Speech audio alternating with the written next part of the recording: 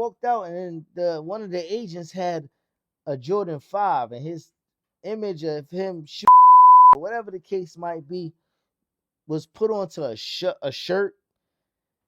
This guy's a viral superstar for all the wrong reasons, but everything around him is just like a cultural moment. And it's just a testament of where culture is right now, that we don't take nothing serious. This guy's, you know what I mean? He took somebody out for whatever reason he took some out for whatever his personal reason is, he took somebody out.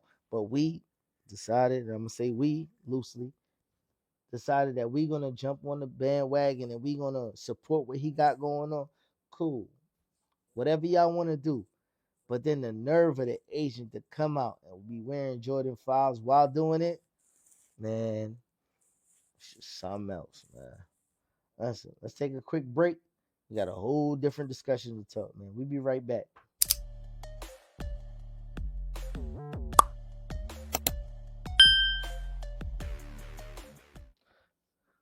Welcome back, man. Listen, just do me a favor, just hit the like button, hit the subscribe button. You know what I mean? Tell a friend to tell a friend, share with somebody, and then if maybe somebody who should be on the show that, hasn't been on here yet, and you feel as though they have a dope conversation, hit me up, man. Let's talk fashion. We here for all of that. But being that it's 2025 now, 2024 has just left the building. I know I got seen a lot of conversations of top 10 lists, and this person made this and that list, and so I want to have just a general discussion about a lot of the article of clothing, sneakers that kind of, came and went, that maybe had got its flowers or may not have gotten its flowers. And we just here to have a rediscussion about that shit. So let's get right into it. Where one of the sneakers that I think, being that it's one of a designer sneaker and not usually basis a streetwear look or blah blah blah. You know how it goes, where people don't want to put streetwear looks into the same looks as high-end fashion and shit like that. But Tyler Creator did come out with an amazing sneaker with Louis Vuitton, with his collaboration that he had. And it's a green silhouette. It's really dope. It's detailed as hell. You get the bold LV prints. You get the bold colorway. You get the color blocking with the pinks and the greens.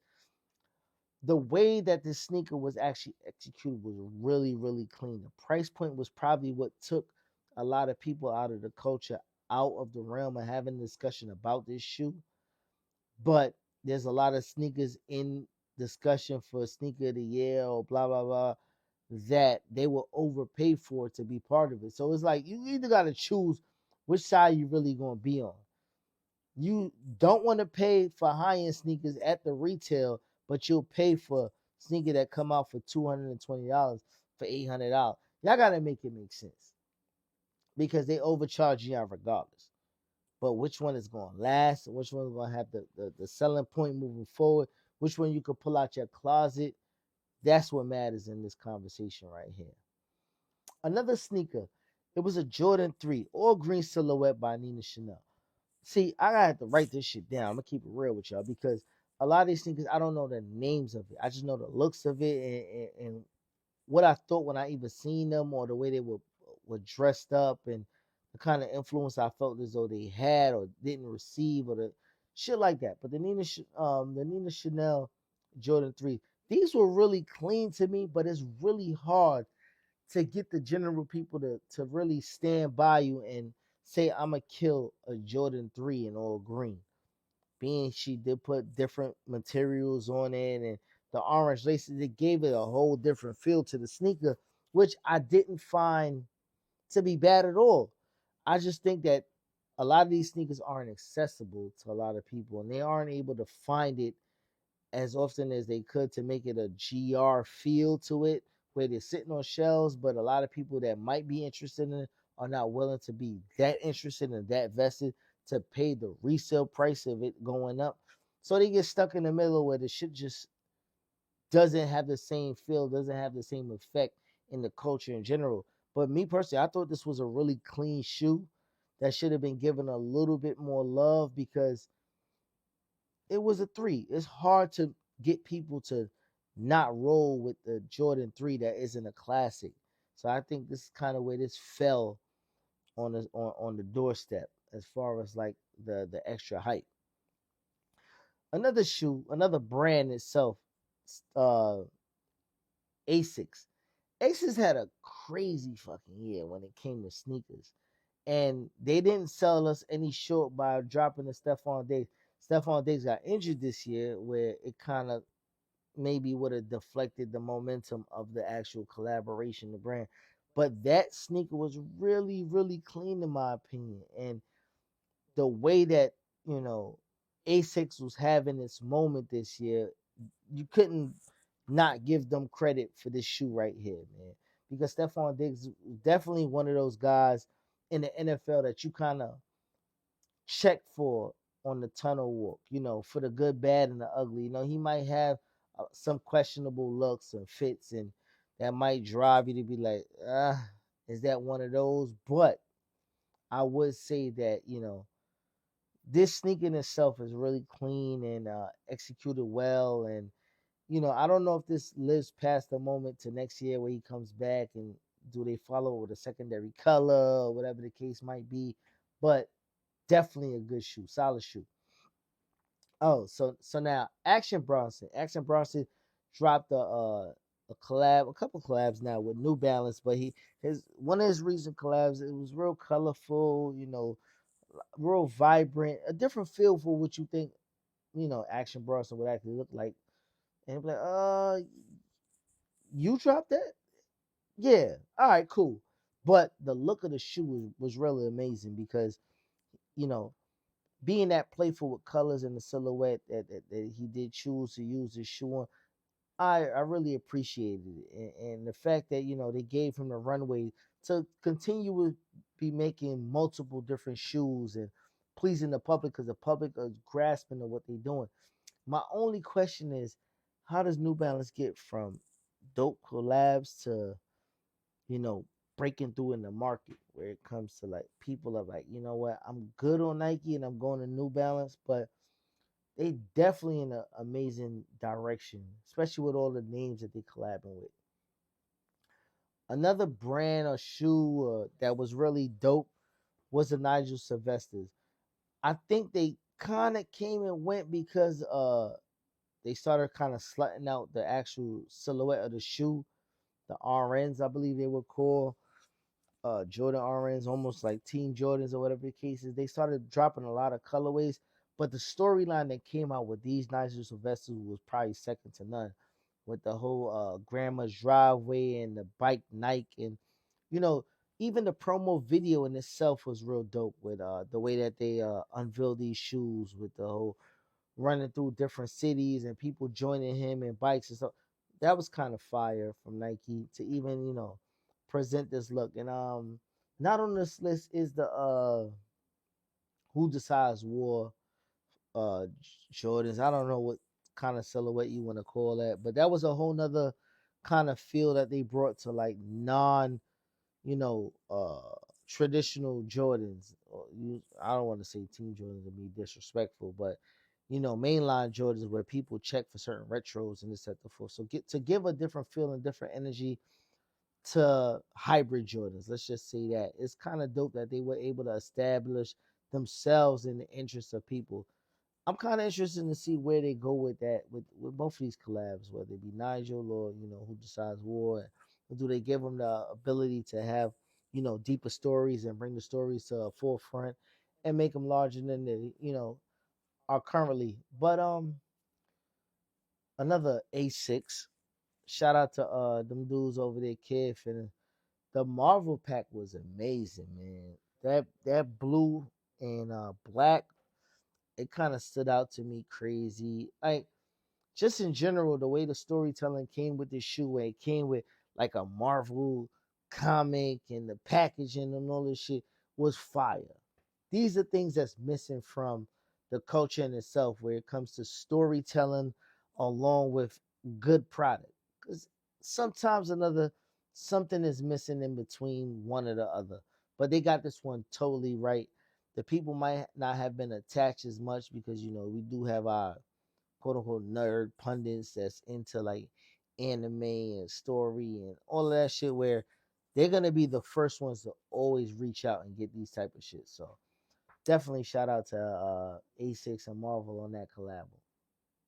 Now, Soleil Bembry, man, he just been all over the place. He been at New Balance. He been at uh he dropped some Crocs. He got the Junipers when it comes to sneakers and shit like that. But his time in New Balance kind of was like really fly, especially this year. He dropped a few more looks to his collaborations. And I know you drop a little early in the year, they might forget about you. They might forget about the efforts that you put forward. But this dude, man, Soleil Bembry, he does what is needed on his shoes to tell his story and what he's into. I know he's into the hiking, he's into the arcs, he's into the colorways, and just being an outsidey person in general. And they've lended each platform he's been on to who he is as a person. And I think, just amazing job in general, with what he got going on over there. Um, these shoes right here that I had, I don't think it's a collab in any source, but it's an Air Max Muse. So I recently seen him in a pop-up shop that I went to, especially at Woodstack. We did go there and I did see Teyana had them drinks. So I'm like, yo, these are all right. I had my eye on them, but I never seen them in person to know what it would look like. And the thing with these shoes is like it's giving me Nike Air Max futuristic. Big air bubble in the back. It kind of has like a slope feel to it. It kind of gives me like the 97 with the silver on it a little bit. It's a dope shoe in general. I know it came out, late in the year, but I just feel as though shit like this needs more attention. Just items like that in general that isn't given as much as it could be given because the culture really isn't there yet for these sneakers and these shoes. So I think this is just definitely one shoe that I don't know, it could have a bright future, seeing that the R4s have returned back to the lineup and people remixing colors and feels. So just keep a lookout for this shoe, man. I in my mind, I have good ideas to where this shoe might land, but I digress. Another shoe that was kind of like slated as weird Balenciaga, big, bulky feeling, but it was very interesting because you had to figure out in your closet how you was gonna pull this shoe off, with what and when. And that is the cactus plant flea market. What the fuck you call these? The flea twos. They were big, they were bulky, they were obnoxious. Yes, I'm gonna agree with you on that one. But it was a conversation piece. It was interesting to wear, and you had to be creative to pull these shoes off. And the way that they unfolded was like I seen people and I'm like, yo, damn, could I pull those off? So me being somebody who's fashionable, I'm questioning myself in general. Am I one of these guys that actually pull this off and make this look happen? So for the fact that it made me do that, and I think the culture played with this silhouette a little bit more than I would have anticipated in general. Being that I'm an older gentleman, I feel as though like what I mean. I might have to go look for these, but this should be on the list. Now, I stated a couple times uh, in the past segment that just a general movement of the Y2K era in 2024 was a movement. Vances, Pele, all of these other shits has came back into the front of the people, and it's deserving because it's come back classful. Most of the young kids have grabbed either new, gently used, or however they presenting it to be nice. The way that they present it is very tasteful. It's very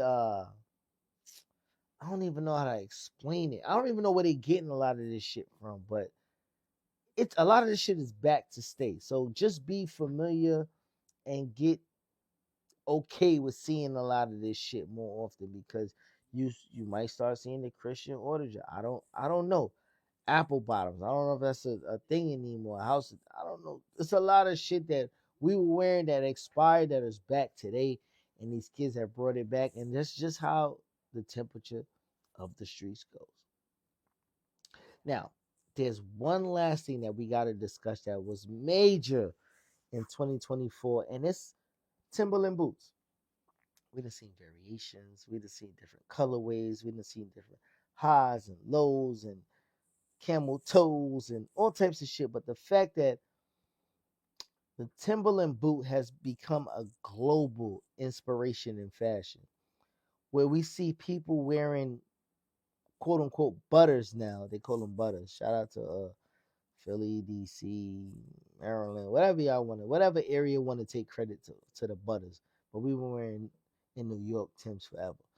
But the butters are being worn all season long, all types of weather. I haven't seen anybody wear a pair of butters in the winter, as far as like snow and all that shit. So we know this is a fashionable shoe only at this point, where it's really a traditional work shoe. But the fact that I'm seeing butters in the spring, in the summer, the fall, and the winter, this is a seasonal shoe all around the world. So the fact that we are here now, where a New York staple in Timberland boots becomes a regional shoe around the world for just drip, I guess, it's kind of fire. And we must give it up that, this is just where the culture's going, and it don't even have to be just males. Females are wearing them and getting females with shorts, and that is dope.